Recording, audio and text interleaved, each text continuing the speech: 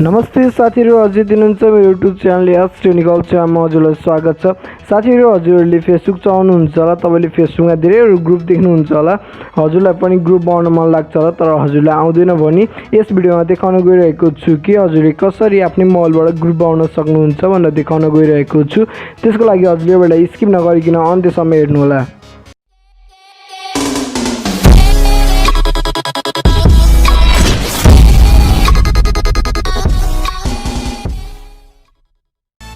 पहिला सुरुमा आफ्नो मोबाइलमा भएको फेसबुक खोल्नुहोस्। म फेसबुक लाइभ खोलेँ। त्यसपछि हजुरले साइडमा भएको थ्री डटमा अटाउनुहोस्। त्यसपछि हजुर ग्रुपमा जानुहोस्। ग्रुपमा गएपछि हजुर देख्न सक्नुहुन्छ यो चाहिँ हजुर जोइन भएको ग्रुप हो। हजुर देख्न सक्नुहुन्छ यो चाहिँ म जोइन भएको ग्रुप। त्यसपछि हजुरले यहाँ डिस्कभर हुन्छ, त्यसपछि हजुरले क्रिएटमा जानुहोस्। क्रिएट ग्रुपमा अटाउनुहोस्। क्रिएट ग्रुपमा अटाएपछि हजुर देख्न सक्नुहुन्छ नाम लेख भनेको छ। म नाम लेख्न गइरहेको छु। हजुर देख्न सक्नुहुन्छ मैले नाम लेखेको छु। त्यसपछि हजुरले यहाँ फोटो हाल्ने भनेको छ, मैले फोटो हाल्न गइरहेको छु।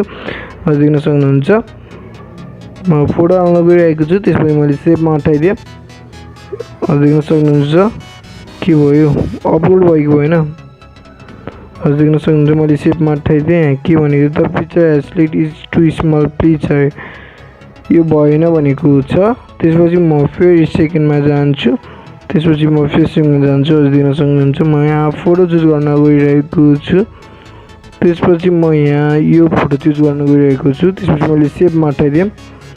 सेभमा अटाएपछि हजुर देख्न सक्नुहुन्छ मेरो कभर पेज चेन्ज भइरहेको छ। त्यसपछि चुज प्राइभेसी भनेको छ, हजुरले पब्लिक राख्नु होला।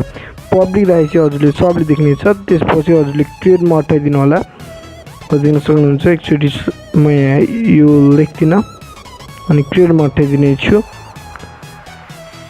हजुर देख्न सक्नुहुन्छ मेरो क्रिएट भइरहेको छ 1 मेम्बर।